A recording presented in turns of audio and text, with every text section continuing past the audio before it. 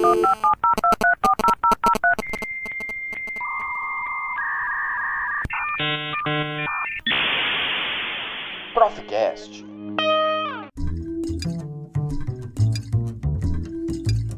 Bom dia a todos e a todas. Bom dia, boa tarde, boa noite, como eu digo aqui aos meus alunos. Hoje, dia 6 de outubro de 2020, aqui é o professor Braz Batista Vaz, da Universidade Federal do Tocantins, Polo de Araguaína, campus de Araguaína, falando para vocês, falando para o público aí do Prof. História, para os professores e professoras de História, né, que nos ouvem. E hoje vamos conversar aqui com os nossos alunos aqui do Prof. História, os alunos do Prof. História, a primeira turma do Prof. História, nós que somos um dos núcleos mais antigos aí, né, da primeira leva de cursos, né, do Prof. História. Vamos conversar aqui com o Cristiano e com o Rafael. Eu gostaria de dar as boas-vindas aí ao Cristiano e ao Rafael e pedir para que, na ordem, né, nessa ordem, o Cristiano e o Rafael fizessem aí as suas apresentações, dizendo aí os nomes, onde estão trabalhando no momento, em que cidade que se encontram, para que o nosso público possa aí se situar. Cristiano, por favor. Olá a todos, é um prazer estar aqui participando desse podcast, dessa conversa bacana. Sou o professor Cristiano Gomes Lopes, atualmente eu trabalho na cidade de Marabá, respondendo pela direção da 4ª Unidade Regional de Educação, que atende a 13 municípios, 55 escolas, 23 mil alunos, e também estou lecionando no município de São João do Araguaia, também no Pará, no ensino fundamental, na disciplina de História. Bom dia, boa tarde, boa noite, como o professor Braz já mencionou. Nós somos da primeira turma do Prof. História, lá em Araguaína, Universidade Federal do Tocantins. Hoje eu trabalho no estado da Bahia, numa cidade chamada Campo Alegre de Lourdes, no colégio Dr. Ives Orlando. Eu moro no Piauí, é uma região de divisa, eu moro no estado do Piauí, mas trabalho no estado da Bahia. Eu gostaria de iniciar a nossa conversa, né, pedindo aos nossos convidados que contem um pouco sobre as suas experiências, considerando este momento que nós vivemos, esse momento complicado aí de pandemia, esse momento que nos trouxe uma série de desafios em relação às nossas práticas de ensino, nossa vida escolar. Eu queria que vocês falassem um pouquinho aí para os nossos ouvintes aí, como é que está essa situação aí de pandemia, de ensino remoto nas escolas e com as turmas com as quais vocês têm trabalhado? Bem, é uma situação só vista mesmo nos livros de história, né? O problema da pandemia, de todo esses percalços que a educação, que a saúde, que a população está passando, né? São vivências nada agradáveis na grande parte dos pontos. E na educação isso tem tido vários reflexos, várias situações das quais os educadores têm que estar se reinventando todos os dias. Para falar da ação docente propriamente dita, tem muita coisa que os professores não estavam ainda preparados, né? Apesar de estarmos utilizando as ferramentas digitais no contexto educacional já há algum tempo, essa explosão aí do uso das tecnologias, há muitas pesquisas e muitas práticas em relação a isso, mas nada se compara ao que a gente vivencia agora. Os professores, na sua grande maioria, não dominam 100% ou a contento essas ferramentas, e isso fez com que houvesse muita dificuldade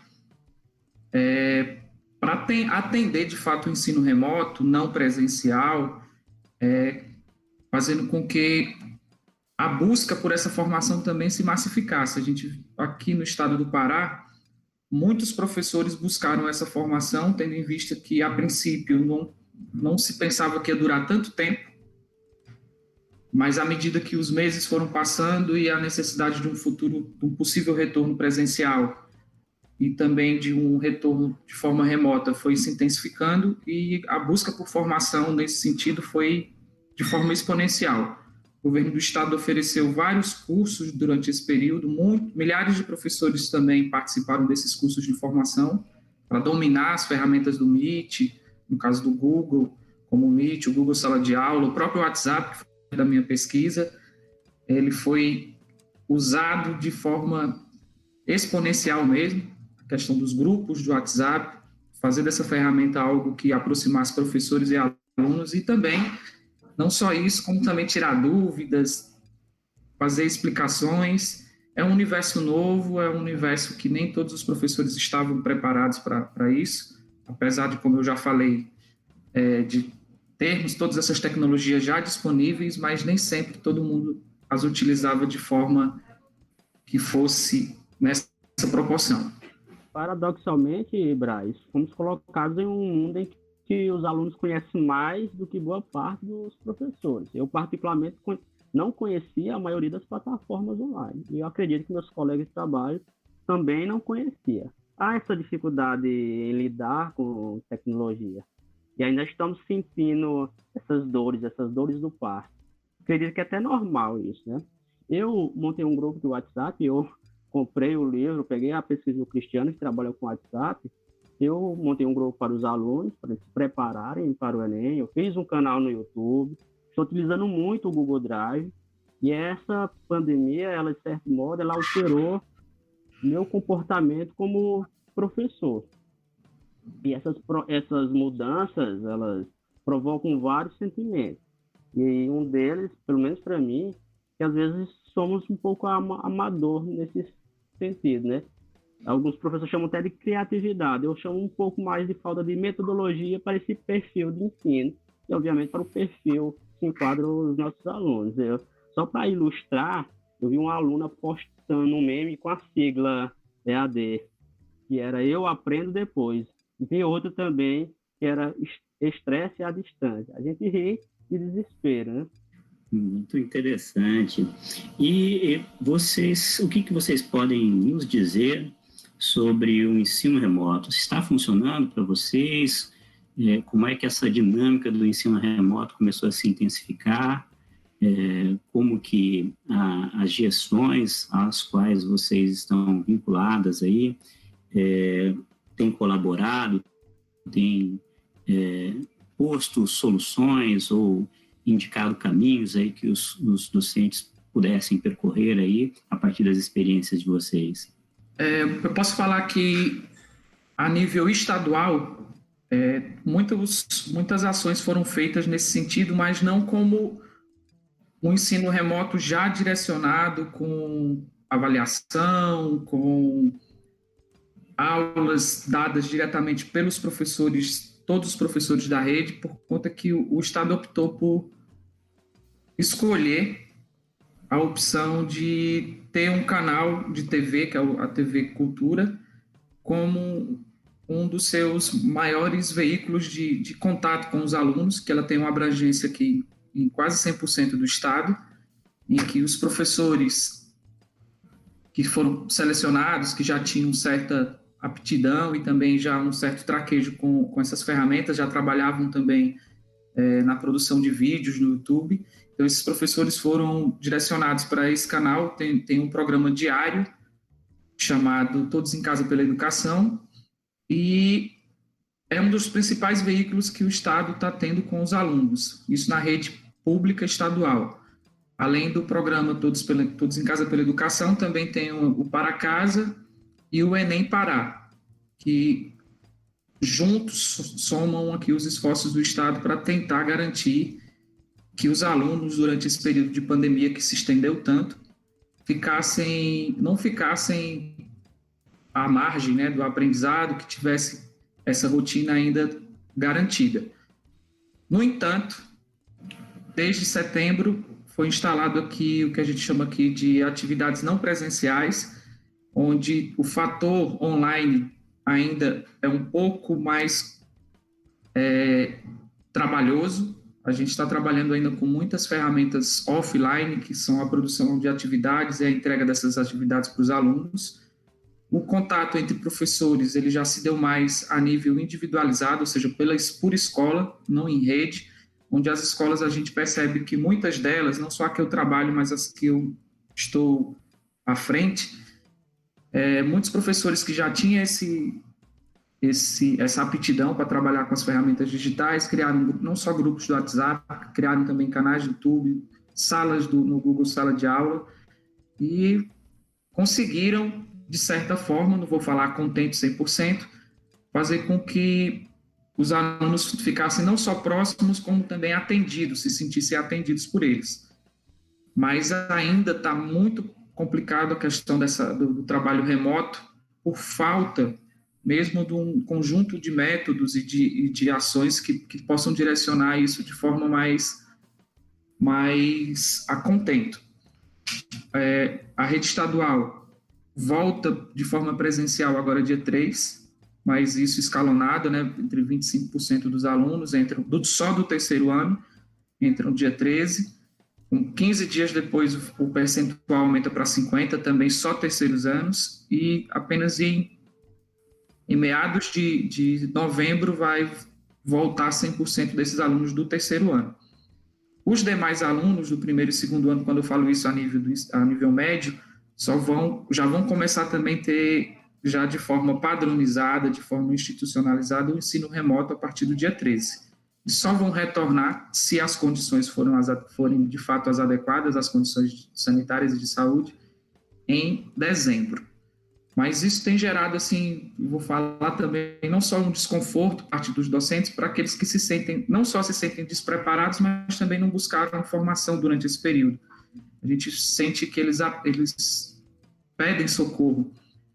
E tem também um sentimento de solidariedade muito grande dos colegas, que aqueles que dominam um pouco mais vão passando esse aprendizado para os demais, vão tentando suprir essas lacunas que surgiram, e para não parar.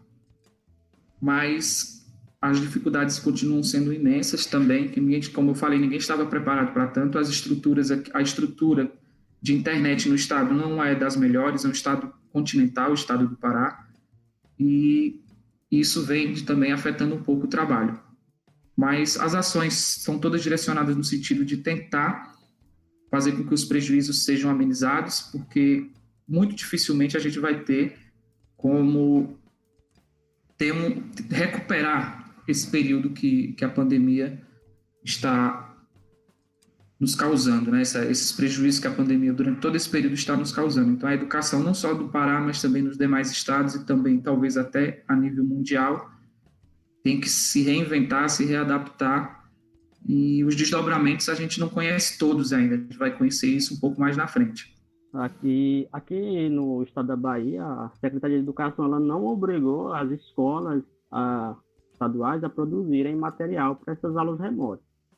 Na escola onde eu trabalho, por exemplo, até teve um início com as atividades no Google Sala de Aula, só que poucos professores aderiram e concordaram com essas atividades. Primeiro porque é um município de 30 mil habitantes e a grande maioria dos alunos e os moradores dessa cidade, elas são de zona rural, ou seja, com pouca infraestrutura para o acesso à internet. Ficava inviável a gente criar atividades remotas, no sentido mais online da coisa, e o que aconteceu foi que alguns professores começaram a fazer grupos de WhatsApp, canais de YouTube, mas de forma extraoficial, ou seja, a secretaria não obrigou a terem as atividades remotas. Alguns professores começaram a fazer isso de forma extraoficial. O que aconteceu foi a formação de atividades para alguns alunos que vão prestar principalmente o Enem. Então, o objetivo principal foi para alunos que vão prestar o Enem. Alguns professores eles montaram atividades para Enem, organizaram material para Enem, e de forma independente esses alunos vão lá nas pastas do Google Drive e baixam esses arquivos. Isso aqui está sendo o grande modelo de educação da Bahia. É um por si e Deus contra todos. Mas é mais ou menos nesse sentido. Aqui na Bahia não houve, de forma oficial, obrigatoriedade dessas atividades remotas. Complementando um pouco o que o Rafael falou sobre o estado da Bahia, no Pará teve algumas ações que, de certa forma, repercutiram de forma muito positiva, que, como eu já falei, o exemplo do Todos em Casa pela Educação, há uma participação muito grande dos alunos, principalmente dos terceiros anos, e também está sendo disponibilizado pela SEDUC, no site oficial da SEDUC, muitos materiais preparatórios para o Enem. E quando isso chega na rede de forma obrigatória, também não foi obrigatória, Rafael, foi muito parecido com o que está acontecendo na Bahia,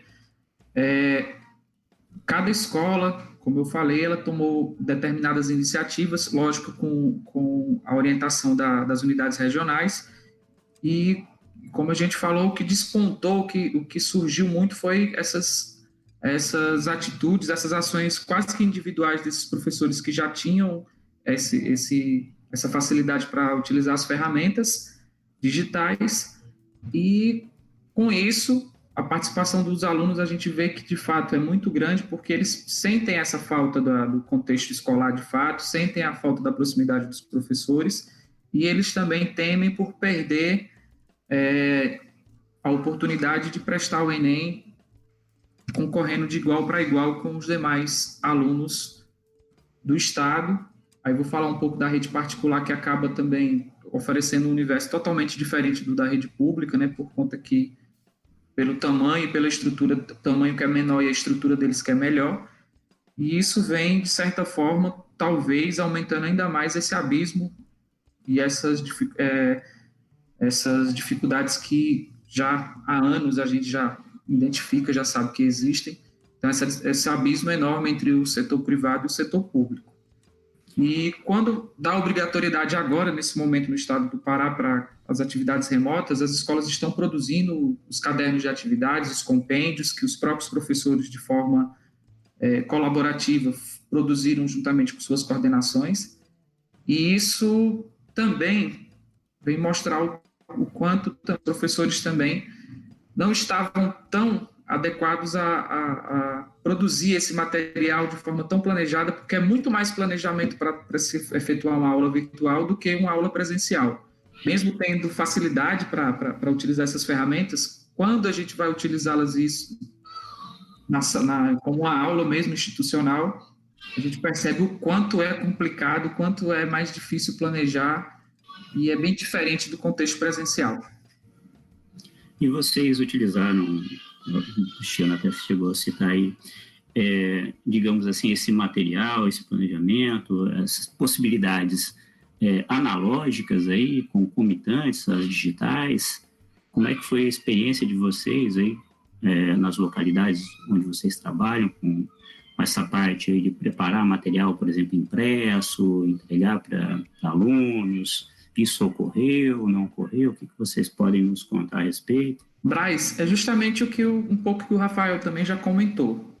Como o estado do Pará ele é um estado extenso, quase que continental, as cidades não são tão próximas, né? A gente tem muita área aí de floresta, muita área também de rios, e a zona rural ela tem uma participação muito grande nesse contexto.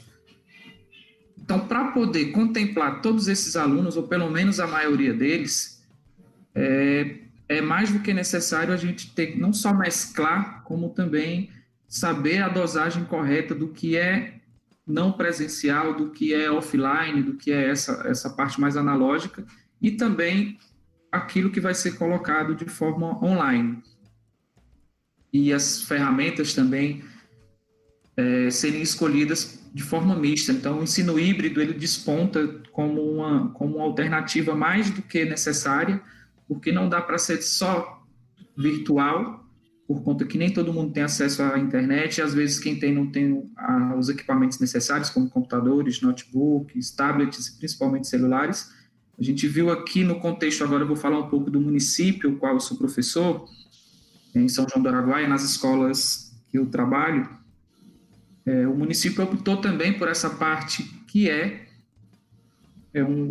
uma mistura do presencial com o online. Então, não vou falar presencial, mas vou falar do offline, que é a produção desses materiais, a distribuição. A gente, quando possível, distribui nos dois formatos, distribui ele de forma impressa, de forma física, e também coloca ele nas plataformas que os alunos também acabam tendo acesso. Só que, como não são a maioria que tem esse acesso, dependendo do contexto, nas cidades isso acontece, a maioria dos alunos da zona urbana têm acesso a essas ferramentas, mas quando isso vai para a zona rural, é o contrário, a maioria não tem acesso. Então, cada escola tem que fazer um planejamento, tem que entender direito essa dinâmica e ver qual seria a dosagem certa, até que porcentagem seria o material online e o que seria o material offline.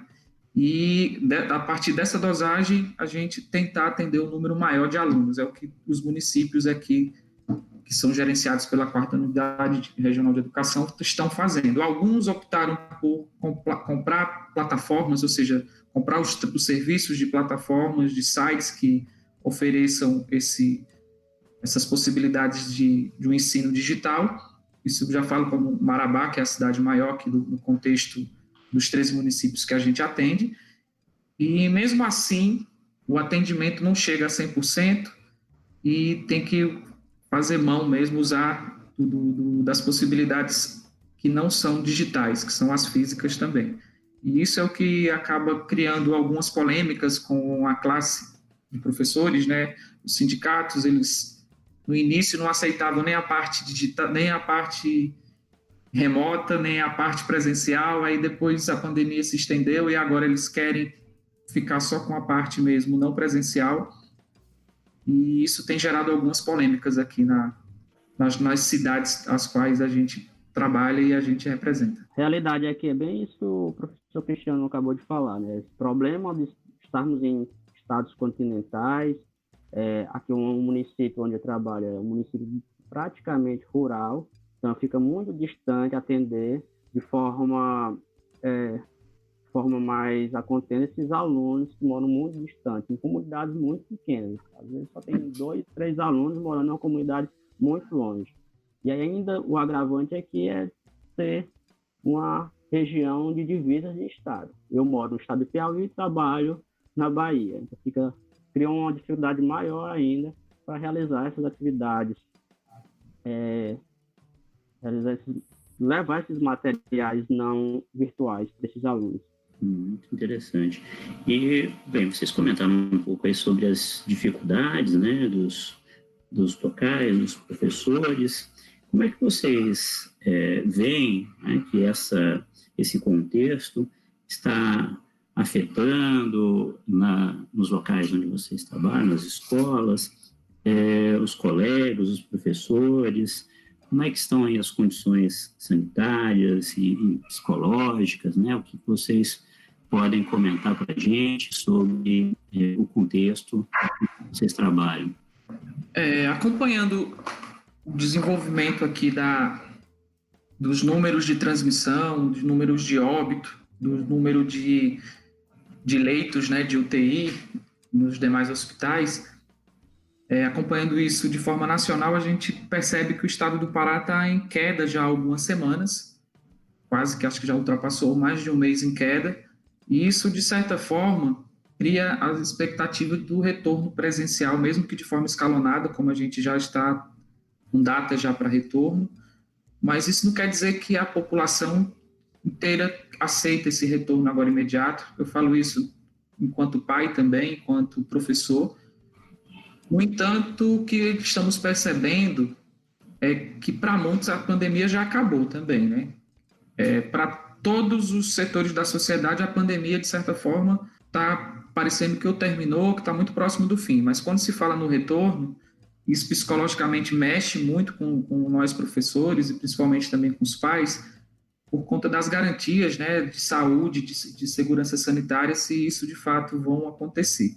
Eu vejo que, olhando aqui para Marabá, que é a cidade a qual eu não só moro como trabalho, se forem seguidos todos os protocolos que estão postos e os recursos que foram destinados para as escolas para que a compra dos itens de higiene, como álcool, materiais de limpeza, sabão líquido, máscaras, dispenser para álcool em gel, pulverizadores e tudo mais, essas escolas compraram todos esses equipamentos, que o recurso chegou para isso. É um recurso que está sendo acompanhado também até pelo portal da transparência colocado no site da SEDUC aqui no Pará.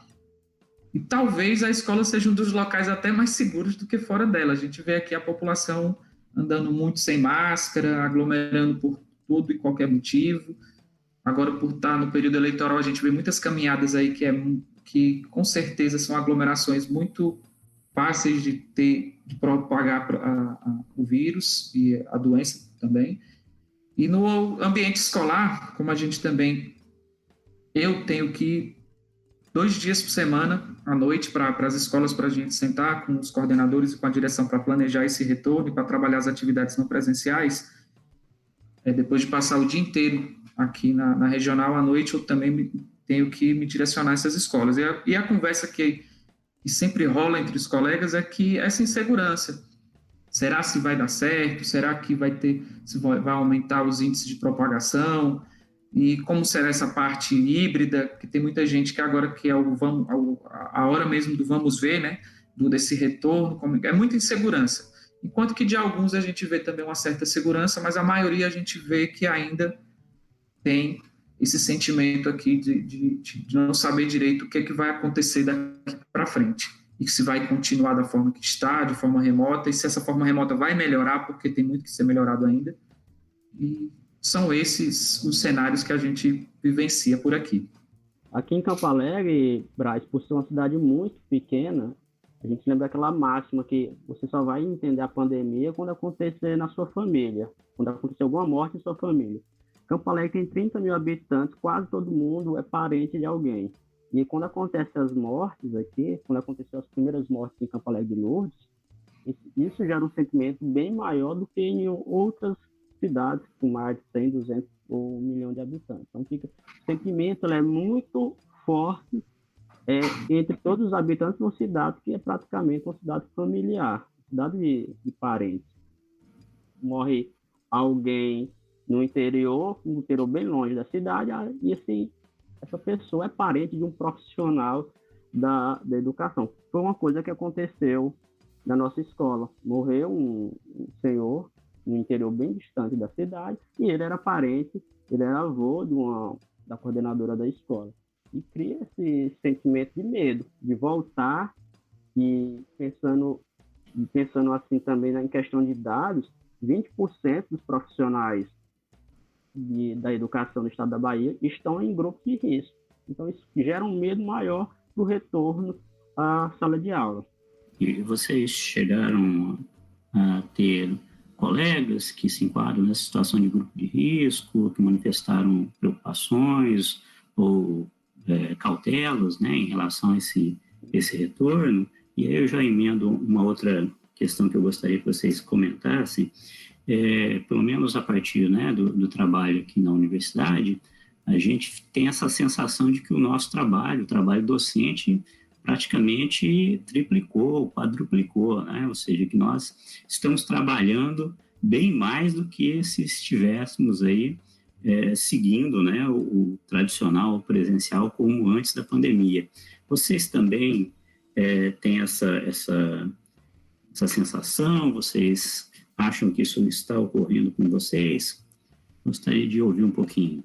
Eu acredito que é justamente isso que o senhor fala, professor.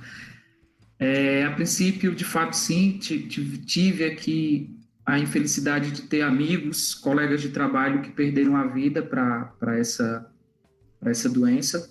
Muitos conhecidos, muitos mesmo, foram acometidos também, e alguns chegaram a óbito, como eu falei. E esse sentimento justamente de medo, de insegurança, de não saber quando for acometido dela, se a gente sobrevive ou não, porque isso também é algo que apavora.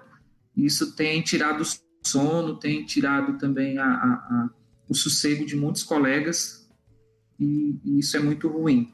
Eu acho que a saúde mental dos professores nunca esteve tão abalada como agora nesses tempos de pandemia. E a sensação do trabalho ter triplicado, quadruplicado, essa que de fato é real. Muito precisa ser planejado, muito precisa ser feito para executar essas atividades não presenciais de forma online. Então, os professores, eu tenho certeza que não só eu, como meus colegas também têm esse sentimento de ter aumentado o trabalho. Então, para aqueles que criticam, que acham que o trabalho que os professores estão desenvolvendo agora na pandemia é um trabalho pequeno, é um trabalho que não merece respeito, eu falo para essas pessoas que revejam o que dizem e o que pensam, por conta que só sabe quem está passando por essa situação. É muito mais trabalhoso planejar com tempo uma aula para ser dada de forma online do que uma aula que vai ser dada de forma presencial. E confesso que já estou com saudade mesmo dessas aulas presenciais, desse contato, e também com receio. Eu acredito que é um sentimento de muitos, não seria algo só individual. Aqui é algo parecido, né, também. Não estamos com atividades oficiais da escola, mas individualmente os professores estão trabalhando, ajudando os alunos, e aí o professor vai virar editor, vai saber organizar mais conteúdos digitais, saber como é que ele passa esse conteúdo nas formas digitais. Então, o trabalho triplicou, se não, é uma coisa absurdamente. Como a gente, professores, estão trabalhando mais e as pessoas de fora pensam que nós estamos trabalhando menos, né? A grande maioria pensa que o professor está em casa sem fazer nada e nós trabalhando mais, principalmente em uma área técnica, né? Que a maioria dos professores tiveram que se adaptar a esse mundo mais tecnológico, aprender a editar algum conteúdo, aprender a utilizar a plataforma do YouTube, usar mais o Word, saber usar mais essa tecnologia, Zoom, Meet, essas plataformas. Então, o trabalho aumentou muito, professor. Não triplicou, sim. É uma coisa assim absurda. E sem falar que a gente usa o nosso material, né? A gente usa a nossa internet, a gente usa o nosso celular, às vezes compra um fone diferente, tem que comprar um tripé, tem que comprar uma coisa, alguma luminária, enfim, adequar o espaço de trabalho, ofertar a nossa casa como um estúdio. E são esses pontos também que nem sempre a sociedade, uma parte da sociedade, né, não reconhece. Os professores viram professores e blogueiros, né? Tem que comprar toda a infraestrutura dos blogueiros para poder se adaptar a essa nova ordem em tempos de pandemia. E essa estrutura também começou a aparecer na escola ou, por enquanto, só por iniciativa aí dos docentes? Acho que na escola isso ainda não dá para ser visto, né? Por conta que os recursos que as escolas recebem, seja em forma de PDDE, que é o Programa Dinheiro Direto na Escola, ou então alguma complementação dada por algum suprimento de fundo que o Estado fornece, para aquisição desses bens de capital, que são esses equipamentos, é algo que a gente não tem como falar agora, principalmente porque quem faz essas compras são os diretores de escola, por meio da reunião entre a Assembleia, né, do Conselho Escolar, que também é conhecido como Unidade Executora, e é nesse momento que a comunidade se reúne para dizer o que é prioridade na hora de ser comprado, o que tem que ser comprado para a escola. Então, como essas reuniões não aconteceram de forma presencial e poucas também de forma virtual, talvez as escolas não tenham ainda se preparado para esse contexto, que a gente vê muito se preparando para o contexto da aquisição de materiais de consumo relacionados à higiene e à desinfecção, né, dos ambientes. Então, vai passar a ser algo mais prioritário daqui para frente nesse possível retorno, né? Porque as escolas também, pelo pouco que recebem, também destinem e priorizem a compra desses equipamentos. Mas também nem tudo é ruim. Eu acho que, voltando um pouquinho para a primeira pergunta ainda do início, como esse trabalho, a importância do trabalho do professor de História, a gente nunca teve tanta importância, nós professores de História, nós historiadores, e quando o Rafael fala aqui da questão dos blogueiros, né, Rafael, é um público que eu vou falar que a gente precisa, não é que a gente precisa combater, mas a gente precisa também estar em pé de igualdade, por conta que, bem antes da pandemia, esses influencers, né, eles ditavam até ditam muito o que é que a juventude, os adolescentes pensam e o que eles falam. Eles, de certa forma, dão esse roteiro. E agora a gente temos a convicção e a ciência da nossa importância enquanto historiadores do combate a essas notícias que são dadas como verdade, não são, as fake news, não é isso? E nada faz com que a importância dos professores de história e das áreas de ciências sociais desempenhem seu papel agora com muito mais intensidade, com muito mais afinco, porque são justamente essas disciplinas de caráter mais crítico, mais que faz os alunos pensarem de fato, a questionar e a duvidar e também a aprender. Então, voltando um pouquinho para o contexto da primeira pergunta, eu acredito que nosso trabalho está tendo uma das maiores importâncias que a gente já teve.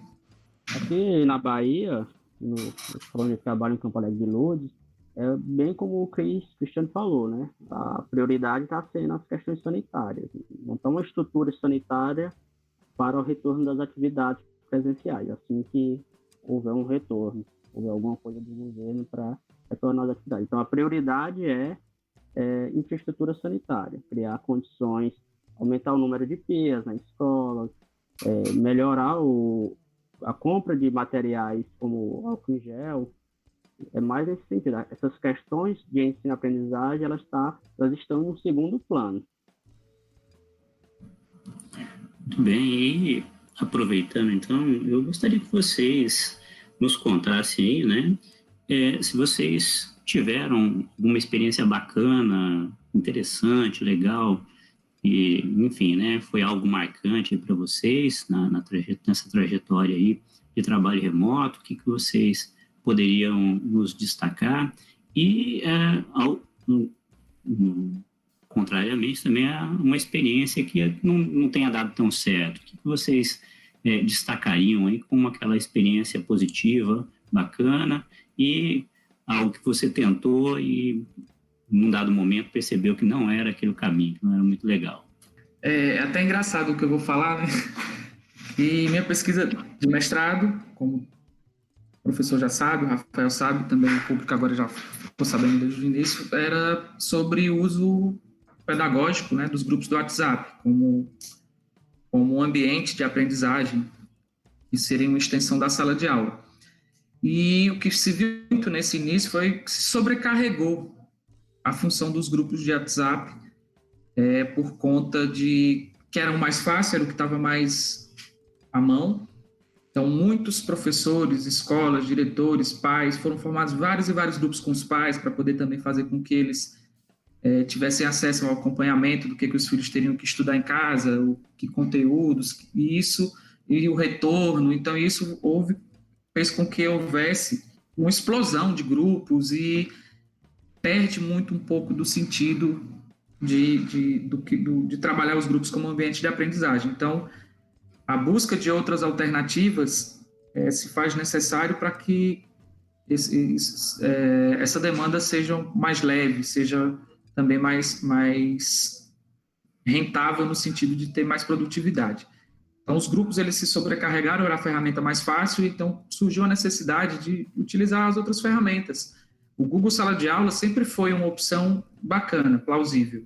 E agora, depois que ele se tornou também, de certa forma, custo mesmo, algumas ferramentas como o Google Meet, que nesse momento agora de pandemia, a empresa Google acabou disponibilizando ela de forma mais acessível e sem custos. Alguns estados fizeram um convênio com a empresa também, disponibilizou e-mails institucionais, foi o caso aqui do Pará. Os alunos, todos eles têm um e-mail institucional, então todos eles têm acesso a essas ferramentas do Google. Então, o Google Sala de Aula passou a ser a experiência melhor para esse momento, para quem tem acesso à internet. Então, os grupos do WhatsApp seriam algo mais secundário, assim, algo mais para momentos mais rápidos, também com esse poder de resposta mais rápido, mas na hora mesmo de sintetizar, de padronizar e também de dar um pouco mais de organização, o Google Sala de Aula tem sido uma ótima opção. E uma experiência que eu tive que foi um pouco frustrante, essa que eu falei, foi tanto do grupo que ele perde um pouco isso na minha pesquisa, né? Se eu for comparar isso com a minha pesquisa, ele perde um pouco do foco de ser uma ferramenta externa à sala de aula, ele vai ser a única. Então, ele não seria mais um complemento, ele passou quase que ser uma única alternativa. E isso sobrecarrega também essas possibilidades.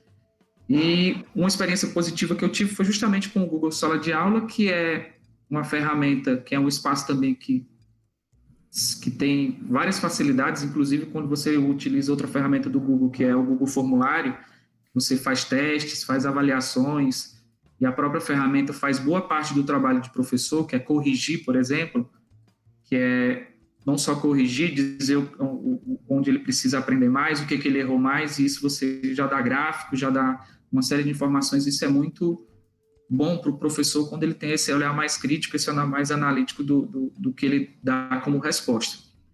E eu tive mais acesso aos professores e aos diretores, eu como uma espécie de mediador, de instrutor, dando algumas dicas e algumas informações sobre o uso de outras ferramentas, como o LOM, que é aquele que grava a tela do computador e disponibiliza também a imagem de quem está gravando a tela, para fazer tutoriais, ferramentas também como o podcast também, que está surgindo muito, que está se intensificando muito nesse contexto de sala de aula, no período da pandemia. Inclusive, o Estado do Pará também tem o Seducast, que é um programa também, que é uma iniciativa do Estado, que é justamente gravar uma série de podcasts e disponibilizar para os alunos.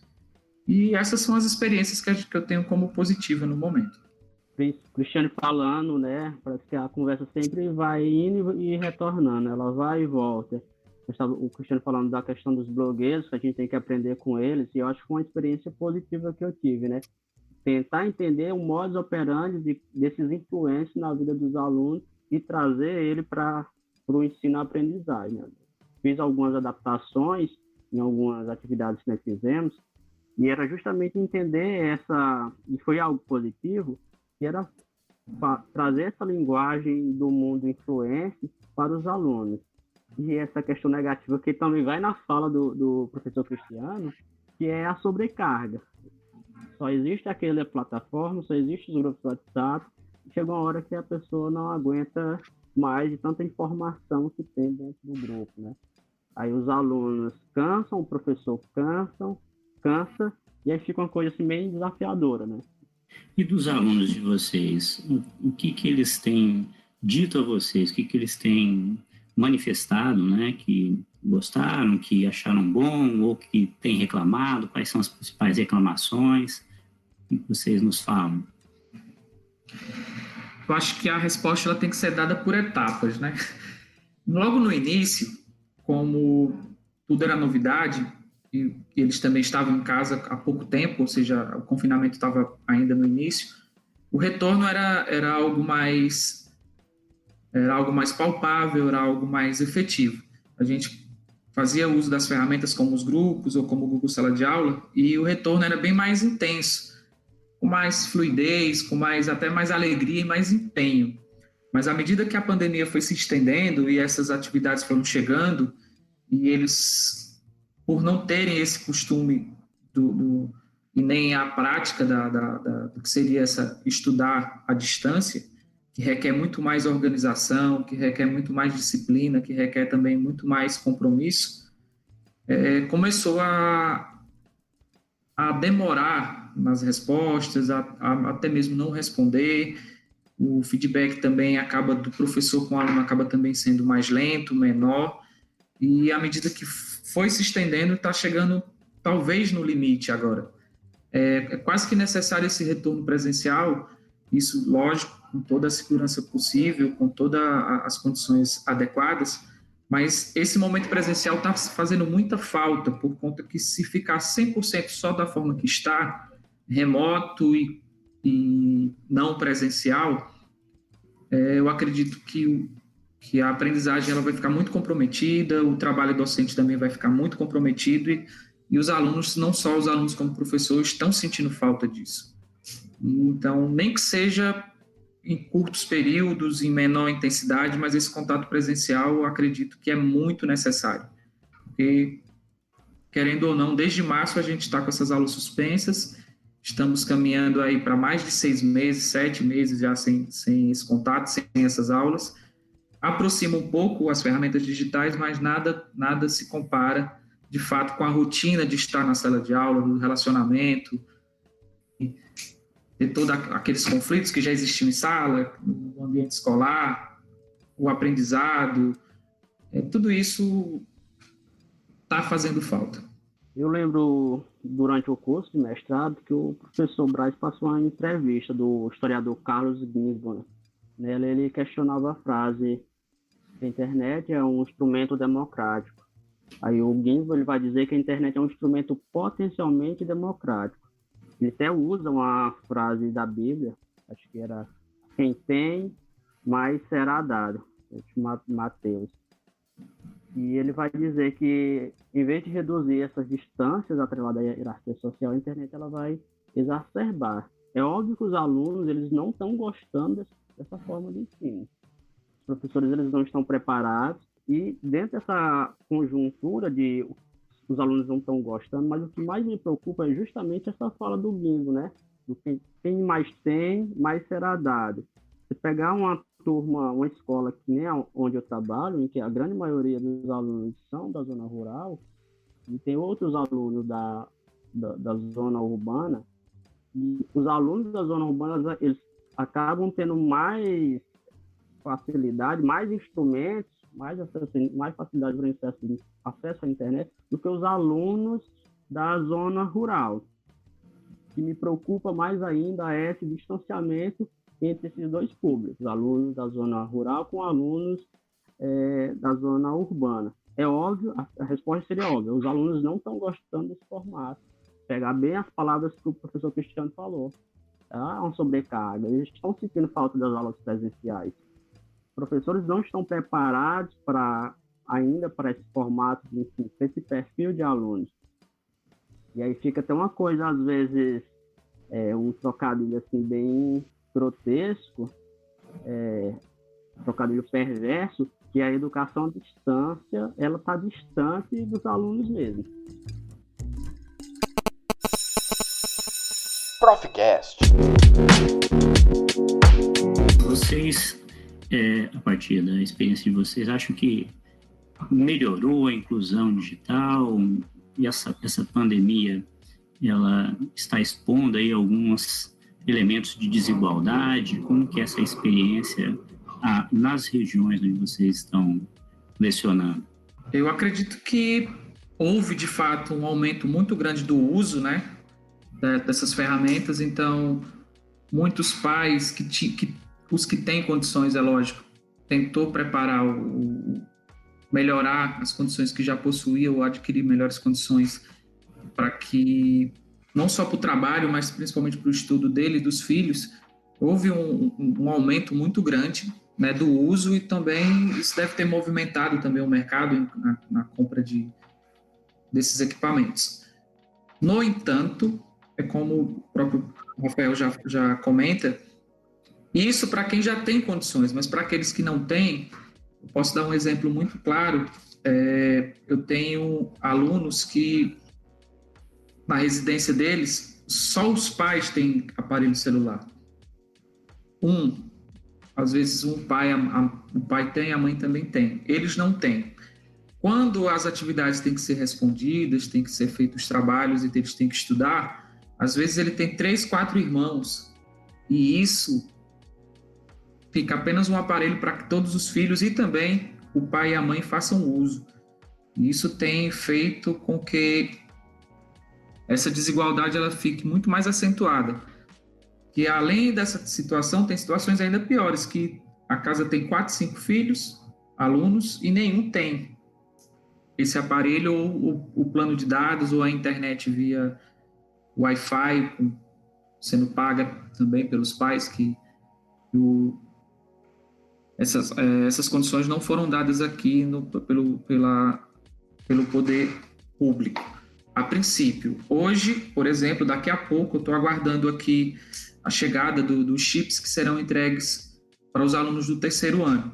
Então, daqui a pouco eu estou indo para o aeroporto fazer o recebimento desses chips e, a partir de amanhã, começar a distribuição aqui para os alunos do 3º ano aqui da nossa regional. Esses chips vão estar com 200 gigas mensais para esses alunos fazerem esses estudos e terem acesso à internet com mais facilidade. Mas é algo que está chegando agora, que se isso fosse feito com antecedência, talvez o impacto fosse muito mais positivo. E, por enquanto, é para os alunos do terceiro ano. Teve estados também da federação que disponibilizaram aparelhos, que disponibilizaram planos de internet. Teve municípios nossos aqui também, em alguns municípios mais abastados, que fazem parte aqui da mineração, como Parauapebas, Cana dos Carajás, eles também disponibilizaram planos de internet estão disponibilizando para os alunos. Só que isso é uma realidade ainda distante para a maioria. E, de fato, há um aumento muito acentuado das desigualdades.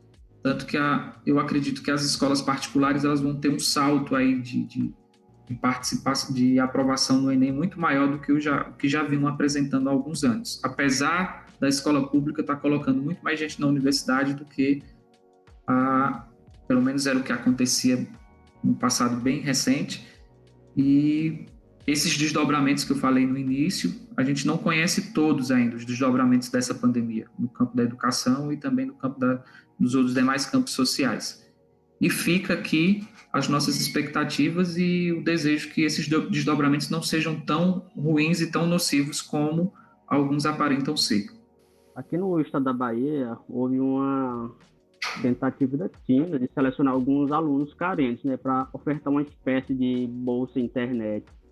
Se não me engano, nesse plano de trabalho, foram 2 alunos escolhidos para receber os créditos, receber um valor em créditos, e um desses alunos não tinha um aparelho celular, bem na fala que o Cristiano já falou, né, da questão de, em algumas famílias, há só um telefone celular para vários alunos, né, E aqui houve um caso parecido, né? Um aluno foi selecionado para receber os créditos para o celular e esse aluno não tinha o celular, então não serviu para muita coisa, né? É claro que aumentou-se muito a participação dos alunos com o uso da internet, só que ainda vai novamente esse encontro de quem tem mais vai ter mais, quem tem menos ele vai utilizar menos. Então está acontecendo um alargamento um afastamento social entre alunos que estão na mesma escola. Então, alunos da zona rural e alunos da zona urbana estão se afastando. Detalhe, o município onde eu trabalho, Campo Alegre de Luz, só há uma escola da rede estadual. Ou seja, tanto os alunos pobres como os alunos ricos estudam na mesma escola. Muito interessante. E a partir dessas vivências, experiências didáticas de vocês conseguiriam deixar aí alguma dica didática para os colegas, professores de história?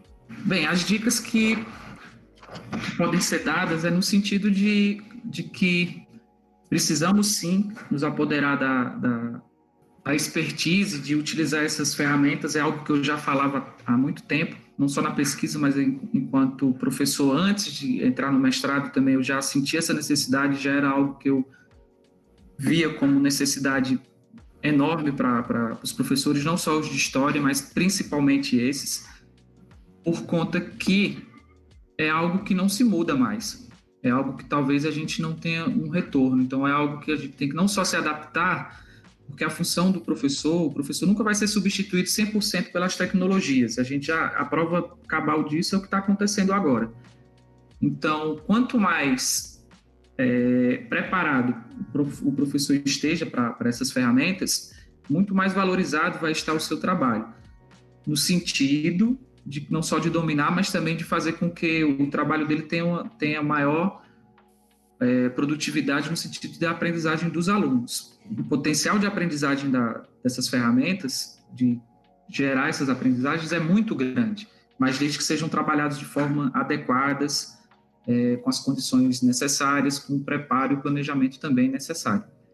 E o que eu falo para os meus colegas historiadores é que nos adaptemos, né, a essas realidades, porque a gente, apesar de nosso objeto de estudo ser o passado, a gente tem que se preparar bem para o presente, mas principalmente para o futuro. E talvez um dos desdobramentos dessa pandemia seja que o ensino nunca mais será apenas só presencial.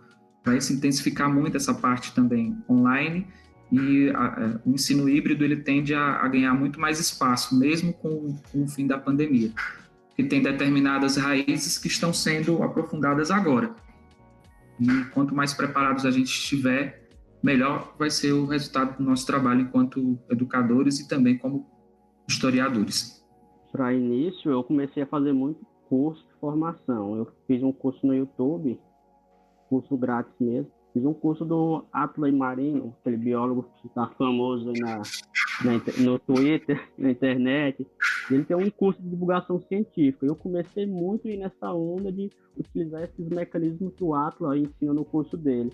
E um ambiente e uma dica para nós, professores, principalmente nós historiadores, um ambiente que eu tinha muito preconceito de utilizar era a Wikipédia. E agora eu vou começar mais, tudo der certo, próximo ano as atividades voltarem, vou começar a utilizar mais a Wikipédia para utilizar ela como fonte no ensino de história. Então, uma dica boa e interessante é se apropriar mais do conhecimento das ferramentas que tem na Wikipédia para poder o professor utilizar em sala de aula com os alunos, em ambiente, às vezes, fora de sala de aula também, externo. Então, uma dica seria esses sites que às vezes você tem um pouco de receio e às vezes eles ajudam muito a desenvolver, principalmente a gente trabalha com fontes para poder fazer o seu trabalho historiográfico ou trabalho de ensino de história. O YouTube é outra ferramenta que também eu estou utilizando muito, tentando entender mais um pouco sobre ela para usar em sala de aula. E, puxando aquela conversa anterior, é o formato da linguagem que os blogueiros têm. Eu estou pegando algumas coisinhas para poder utilizar em sala de aula. Gostei. Tinha críticas, preconceitos, agora estou gostando dessa linguagem, dessas ferramentas. Então, no sentido de a gente partir para um encerramento aqui da nossa conversa, em termos de perspectivas aí de futuro, né? Vocês imaginam, como é que vocês imaginam o ensino de história? Né? Quais são as nossas perspectivas profissionais? Quais são as nossas perspectivas em termos de metodologias e atividades didáticas? Como é que vocês vislumbram um pouco aí nesse nosso campo profissional? Como a história e as demais disciplinas das áreas de ciências humanas, ela traz muitos questionamentos, traz muita criticidade, ela tem ganhado agora nesse período uma certa importância que até então estava sendo questionada, porque nunca se colocou tão à prova agora, nesse momento de pandemia, o poder nocivo das fake news, essa negação à ciência, esse negacionismo não só histórico, mas também nos outros campos, e esse revisionismo talvez muito raso. Então, isso faz com que nós, historiadores, saímos fortalecidos desse contexto, desde que a gente, lógico, façamos o nosso dever de casa da forma correta. Temos que estar preparados para utilizar essas ferramentas para justamente colocarmos não só as nossas convicções, mas principalmente a ciência, aquilo que está embasado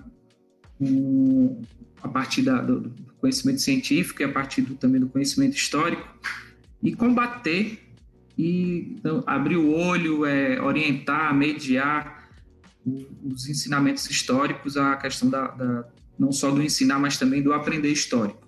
Porque, como eu falei antes, a gente estava vivenciando antes da pandemia um período de muita negação, ainda estamos vivendo isso, mas só que agora com a ênfase maior em apoiar a ciência, porque é essa que vai, de fato, tirar o mundo dessa situação de pandemia. A saída vai estar na ciência, não vai estar em outro local.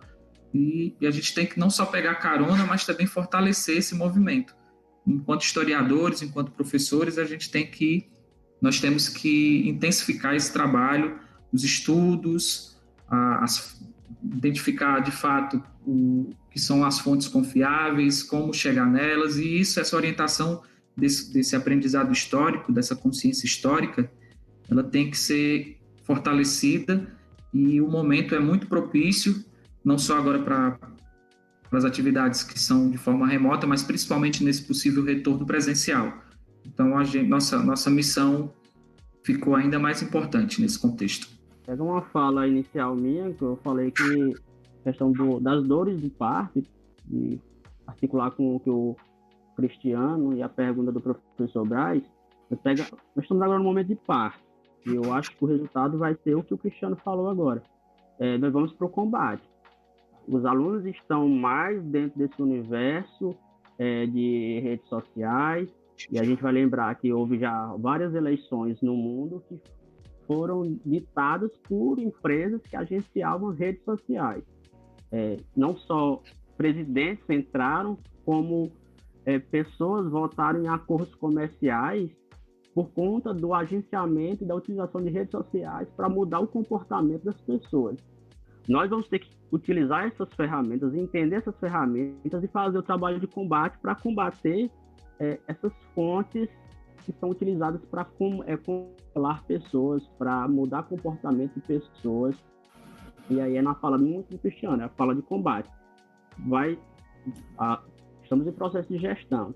E o que vai nascer vai ser nós sermos mais firmes no combate, se apropriar do conhecimento das redes sociais para ter ferramentas, instrumentos, armas para combater as fake news, para mostrar para os alunos utilizar essas ferramentas para eles entenderem como são as fontes. Então, penso muito na fala do Paul Ricoeur, no sentido de pesquisa do Paul Ricoeur, que vem deste mecanismo mesmo de ciência, né? Da ideia de uma teoria, de uma metodologia, a ideia da criticidade das fontes, e a gente tem que se preparar cada vez mais, e a gente utiliza esse conhecimento, tenta entender essas ferramentas para combater as fake news, como o Cristiano comentou, e utilizar as fontes de uma forma mais crítica. Ok, gente, para a gente finalizar aqui nossa conversa, eu gostaria que tanto o Cristiano quanto o Rafael deixassem a sua mensagem aí de despedida, né, e de esperança aí para os nossos colegas docentes. Cristiano? Eu quero agradecer a oportunidade de estarmos aqui nesse bate-papo, agradecer ao Guilherme, ao Rogério pelo suporte, pelo convite, ao professor Braz, ao meu grande amigo Rafael. Saudade, Rafael. Quando é que a gente vai sentar e conversar? Mas presencialmente, viu? Não virtualmente, já tá bom. E dizer que são iniciativas como essa que propagam o saber histórico, as discussões históricas, que também leva para mais pessoas não só a palavra, mas também o pensamento histórico que a gente acaba vendo e também construindo aqui nas nossas falas, nas nossas conversas, e também entender um pouco desse problema tão grande que é a pandemia no mundo inteiro. E o nosso papel de historiador, de professor e de educador é justamente esse, né? De estar sempre aprendendo, estar sempre buscando novos conhecimentos, e são oportunidades como essa que a gente tem que agarrar e também dar a nossa contribuição e aprender também, que sempre é um aprendizado novo. Muito satisfeito aqui em participar, matar um pouco da saudade aqui dos meus amigos e, mais uma vez, agradecer. Vou utilizar aquela frase que virou meme: agradeço os envolvidos, né?